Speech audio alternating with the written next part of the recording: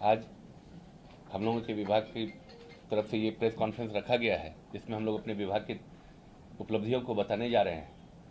जिसमें कि सबसे पहले मैं शुरुआत करूंगा कि राज्य में जो 46 पॉलिटेक्निक कॉलेज हैं, जिसमें से कि 45 पॉलिटेक्निक कॉलेज जो अपने भवन में संचालित हो रहे हैं, और एक जो बचा हुआ है बहुत शीघ्र वो भी अपने भवन में संचालित होना शुरू हो जाएगा।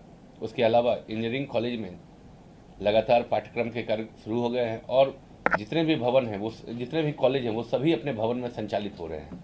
2020-21 तक में तकरीबन 16 कॉलेज अपने भवन में संचालित हो रहे थे, और आज के दिन में सभी अपने भवन में संचालित हो रहे हैं, और अच्छे पाठ्यक्रम के साथ सभी में पढ़ाई पठन पाठन की व्यवस्था की गई है, फैकल्टीज़ की व्यवस्था की गई है।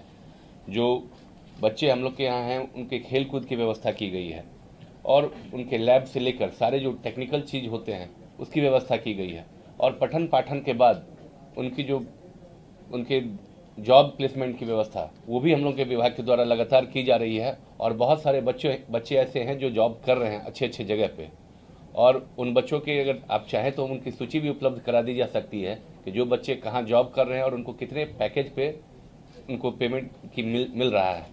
ये सब उपलब्धियां हैं हम लोग के विभाग की तरफ से। उसके अलावा आज जो हमारा तारामंडल है वो पूरे हिंदुस्तान में सबसे उत्कृष्ट तारामंडल उसको कह सकते हैं। उस तारामंडल में आप चले जाए, आज स्थिति ये है वहाँ पे सीटें खाली नहीं मिल रही हैं, इतनी अच्छी वहाँ की व्यवस्था हो गई है। और उसके अलावा जो हमारा साइंस सिटी है वो लगभग 80% के आसपास में कंप्लीटेशन उसका हो चुका है, और हम उम्मीद करते हैं कि बहुत शीघ्र उसका भी कार्य हम लोग कंप्लीट कर लेंगे। यही सब हमारा शेष है, यही हम लोग के विभाग की उपलब्धियां हैं। और अगर कुछ आप जानना चाहें तो हमारे पास प्रेस नोट है। लिटरल एंट्री जो हुई है उसमें आरक्षण का पालन किया गया क्या है सर? बिल्कुल पालन किया गया है, लिटरल एंट्री में आरक्षण का पालन किया गया है। और जरा अनंत बाबू इस पे जितने भी नामांकन हमारे यहाँ होते हैं वो सभी में आरक्षण के नियम का पालन किया जाता है, चाहे वो लैटरल एंट्री हो या रेगुलर एंट्री हो।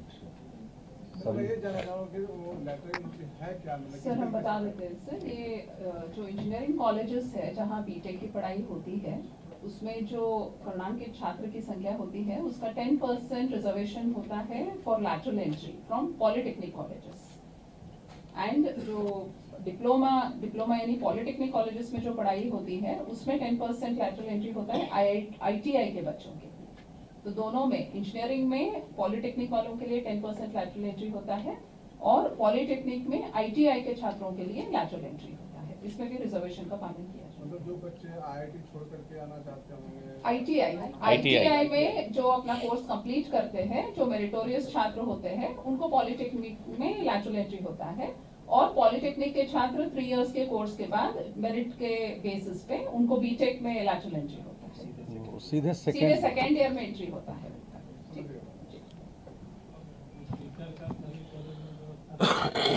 थर्ड सेमेस्टर सर कुछ इश्यूज है सर, हम बता दें। हाँ, जी। माननीय मंत्री महोदय ने जो बताया है हमारे डिपार्टमेंट के बारे में, कुछ इश्यूज है जो हम आपके सामने रखना चाहेंगे। बेसिकली आप जानते हैं कि हमारे डिपार्टमेंट का जो ऑब्जेक्टिव है, एक तो हमारा टेक्निकल एजुकेशन की क्वालिटी में इम्प्रूवमेंट लाना, और दूसरे हमारे जो छात्र छात्राएं हैं उनमें एक साइंटिफिक टेम्पर डेवलप करना या विज्ञान के प्रति उनमें अभिरुचि पैदा करना। ये बेसिकली हमारे विभाग के 2 उद्देश्य है। और 7 निश्चय के तहत 7 निश्चय 1 और 7 निश्चय 2 दोनों में विभाग में कार्य किया गया है। 7 निश्चय 1 में जैसे सर ने बताया 38 हमारे इंजीनियरिंग कॉलेजेस है हर जिला में, सभी का अपना बिल्डिंग बन चुका है और अपने बिल्डिंग में ये कार्यरत भी है। और हमारे 46 पॉलिटेक्निक कॉलेजेस है, 45 अपने बिल्डिंग में चल रहे, और जो एक बचा हुआ है वो भी बहुत जल्द अपने बिल्डिंग से काम करना शुरू कर देगा। इंफ्रास्ट्रक्चर में हम लोगों ने ध्यान दिया है, क्योंकि माननीय मंत्री महोदय का ये निर्देश था कि ये पूरी तरह से आवासीय रहे। हम लोगों ने वहाँ फैकल्टी के लिए भी हम लोगों ने रेसिडेंसेस डेवलप करना प्रारंभ कर दिया है। जहाँ पे रेसिडेंसेस अब कम पड़ रहे हैं वहाँ पे अतिरिक्त रेसिडेंसेस के लिए भी हम लोग काम कर रहे हैं। उसके अलावा हम लोगों ने स्टूडेंट्स के लिए अच्छे क्वालिटी का लेबोरेटरी सेटअप किया है, कंप्यूटर साइंस लैब्स सेटअप हुए हैं, लाइब्रेरीज है, वर्कशॉप्स है, सारे इंफ्रास्ट्रक्चर की सुविधाएं हर कॉलेज में, वो चाहे इंजीनियरिंग कॉलेज हो या पॉलिटेक्निक कॉलेज हो, वहाँ पे उपलब्ध करा दिए गए हैं। हर कॉलेज में वाईफाई की कनेक्टिविटी है, क्योंकि आप लोग समझते हैं कि टेक्निकल एजुकेशन के क्षेत्र में बहुत सारे कोर्सेज ऑनलाइन करने पड़ते हैं, बहुत सारा ऑनलाइन एक्टिविटीज करना पड़ता है। उसको ध्यान में रखते हुए हाई एंडेड वाईफाई कनेक्टिविटी हमने हर कॉलेजेस में उपलब्ध कराया है। दूसरा सबसे इम्पोर्टेंट है कि निर्बाध बिजली का व्यवस्था रहे, इसके लिए हम लोगों ने हर एक कॉलेज में डेडिकेटेड फीडर की सुविधा उपलब्ध कराई है। बहुत जल्द सब जगह पे लगभग काम कंप्लीट है, कुछ जगहों पे काम अभी प्रारंभ किया गया है। इंफ्रास्ट्रक्चर के साथ साथ हम लोगों ने क्वालिटी ऑफ एजुकेशन को किस तरह से बढ़ावा देना है, उसके लिए हम लोगों ने काम करना शुरू कर दिया है। आप में से कोई पूछ रहे थे टीचर्स के अपॉइंटमेंट के बारे में। लास्ट 2 इयर्स में हम लोगों ने 1458 टीचर्स इंजीनियरिंग कॉलेजेस में अपॉइंटमेंट किया है और 727 टीचर्स का अपॉइंटमेंट पॉलिटेक्निक कॉलेजेस में हुआ है। और जो शेष रिक्ति है उन सबका हम लोगों ने आयोग को अपना रिक्वेजिशन भेज दिया है। बहुत जल्द इसमें अपॉइंटमेंट्स होने वाले हैं। ज्यादातर गेस्ट टीचर जो लिया जा रहा था उसको भी लिया जा रहा है या रेगुलर? जहाँ जहाँ अभी भी वैकेंसीज कंटिन्यू कर रहे हैं, बिकॉज कुछ फैकल्टी ऐसे हैं जहाँ हमें टीचर्स नहीं मिले हैं, वहाँ गेस्ट फैकल्टी है, लेकिन जब रेगुलर अपॉइंटमेंट हो जाएगा तो गेस्ट फैकल्टीज हट जाएंगे। मैम एक है सवाल की, जो इंजीनियरिंग कॉलेज है पॉलिटेक्निक कॉलेज में सीटें खाली रह जाती है, हम नामांकन का आपको फिगर्स बताएंगे, वो भी है हमारे पास। नामांकन में इस साल 2024-25 के सर हम बताएंगे 2024-25 के सत्र के लिए बीटेक के लिए यानी इंजीनियरिंग कॉलेजेस में 84.87 यानी 85% का अभी भी नामांकन हो चुका है। अभी इसमें सेकेंड राउंड ऑफ नामांकन अभी चल रहा है, तो इसमें और सीटें भरने की उम्मीद है। इसी तरह से हमारा पॉलिटेक्निक में 81.57% का नामांकन हो चुका है और अभी मॉपअप राउंड 5 अक्टूबर तक चलेगा, तो इसमें भी सीट्स भरने की उम्मीद है। और दूसरा, अगर आप इंजीनियरिंग कॉलेजेस का डेटा देखेंगे, 2022 में 82% था, 2023 में ये 72% था और इस साल अभी फर्स्ट राउंड में ही ये ऑलरेडी 85% हो चुका है एंड सेकेंड राउंड अभी इसका शेष है। प्लेसमेंट का क्या व्यवस्था हुआ मैडम? हम आ रहे हैं, प्लेसमेंट पे भी बताएंगे आप लोगों को, ठीक है। कैपेसिटी इंफ्रास्ट्रक्चर के बाद हम लोगों ने फोकस किया है अपना कैपेसिटी बिल्डिंग पे, बिकॉज कैपेसिटी बिल्डिंग 2 तरीके से हम लोग काम करते हैं। हमारे टीचर्स का भी कैपेसिटी बिल्डिंग करने की आवश्यकता है, क्योंकि टीचर्स को पढ़ाना है हमारे बच्चों को। तो टीचर्स के लिए हम लोगों ने कैपेसिटी बिल्डिंग का प्रोग्राम किया है। IIT रुड़की और IIT पटना के साथ हमारा टाई अप है, जहाँ पे हमें टेक्निकल कैपेसिटी एनहांसिंग प्रोग्राम्स हम लोग चला रहे हैं। और भोपाल में जो टेक्निकल टीचर्स ट्रेनिंग इंस्टीट्यूट है, वहाँ पे भी हमारे टीचर्स की ट्रेनिंग होती है और विपाड़ में भी हम लोगों के टीचर्स का ट्रेनिंग होता है। उसके अलावा हमने स्टूडेंट्स के लिए भी बहुत सारे नए स्ट्रीम्स इंट्रोड्यूस किया है। आप जानते हैं कि जो ट्रेडिशनल स्ट्रीम्स होते हैं, mechanical, civil engineering, computer science, electrical, उसके अलावा हम लोगों ने नए स्ट्रीम्स इंट्रोड्यूस किया है, जैसे artificial intelligence, internet of things and machine learning. इस तरह का स्ट्रीम्स हम लोगों ने इंट्रोड्यूस किया है, बिकॉज प्लेसमेंट पे ऐसे स्ट्रीम्स की काफी महत्व होती है। IIT पटना के कोलैबोरेशन में हम लोगों ने सारे पॉलिटेक्निक कॉलेजेस में सेंटर ऑफ एक्सीलेंस स्थापित किया है। सेंटर ऑफ एक्सीलेंस में हाई एंडेड लेबोरेटरी सेटअप किए जाते हैं, जहां पे बच्चों को उसका ट्रेनिंग दिया जाता है, उसका एग्जाम्स लिए जाते हैं एंड जब ये एग्जाम्स पास करते हैं तो उनको सर्टिफिकेट्स मिलता है, जो इनके प्लेसमेंट में काफी मदद करता है। एंड ये centre of excellence her polytechnic में स्थापित की गई है और IIT पटना द्वारा इसको चलाया जाता है। IIT मुंबई और IIT रुड़की से भी बच्चों के लिए सर्टिफिकेट कोर्सेज चलाए जाते हैं, जो इनके प्लेसमेंट में काफी मदद करते हैं। NIT पटना में हम लोगों ने इंक्यूबेशन सेंटर स्थापित किया है 47.76 करोड़ का, और ये स्टार्टअप एटमॉस्फेयर प्रोवाइड करने में बच्चों का मदद करता है। बच्चों के पढ़ाई के साथ साथ हम लोगों ने ध्यान दिया है उनके फिजिकल एंड मेंटल हेल्थ पर। तो हर दिन हमारे कॉलेजेस में योगा का सत्र चलाया जाता है, फिर उनके लिए प्लेग्राउंड्स की व्यवस्था की गई है।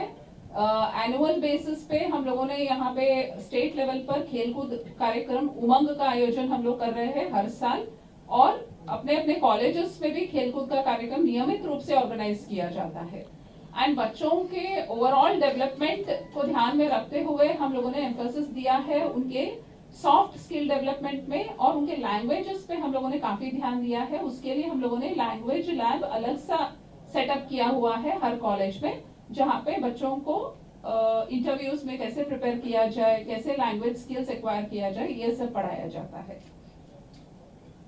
एक और इम्पॉर्टेंट डेवलपमेंट है हम लोगों का, इंजीनियरिंग कॉलेजेस में जो लास्ट ईयर के जो स्टूडेंट्स होते हैं उनके लिए इंटर्नशिप प्रोग्राम ऑर्गेनाइज किया जाता है। 2 महीने का इंटर्नशिप प्रोग्राम होता है और हमारे जो पब्लिक सेक्टर यूनिट्स है, कॉर्पोरेशंस है स्टेट गवर्नमेंट के, उसमें उन लोगों को इंटर्नशिप का प्रोग्राम ऑर्गेनाइज किया जाता है और उसके लिए 10,000 रुपए प्रति स्टूडेंट वो कंसर्न संस्था को भी हम लोग अवेलेबल कराते हैं, क्योंकि इंटर्नशिप प्रोग्राम इंजीनियरिंग कॉलेजेस के करिकुलम का एक हिस्सा रहता है। प्लेसमेंट के बारे में, प्लेसमेंट के लिए हम लोग 3 तरह से गतिविधियां करते हैं। एक तो हर कॉलेज में एक प्लेसमेंट सेल बना हुआ है जो डायरेक्टली इंडस्ट्रीज से कांटेक्ट करके अपने अपने कॉलेजेस में प्लेसमेंट का एक्टिविटी ये लोग ऑर्गेनाइज करता है। उसके बाद डिपार्टमेंट लेवल पर भी पूरे स्टेट के लिए प्लेसमेंट का ड्राइव चलाया जाता है और उसके बाद कंपनीज में सीधे भी बच्चे जाके अपना प्लेसमेंट का इंटरव्यूज अटेंड करते हैं। प्लेसमेंट सेल काफी अच्छे से काम कर रहा है और अब आईआईटी पटना के कोलैबोरेशन में, क्योंकि सेंटर ऑफ एक्सीलेंस अब स्थापित हो गए हैं, हम लोगों ने प्लेसमेंट पर भी आईआईटी पटना का मदद लिया है एंड इसके काफी अच्छे रिजल्ट्स आए हुए हैं। कुछ बड़े कंपनीज हैं जहां पे हमारे बच्चे प्लेस हुए हैं, like Bajaj auto, Hitachi, tech Mahindra, TCS, Accenture, इसमें हमारे बच्चों का प्लेसमेंट हुआ है। 2023-24 में हमने डेटा प्रेस नोट में भी दिया हुआ है।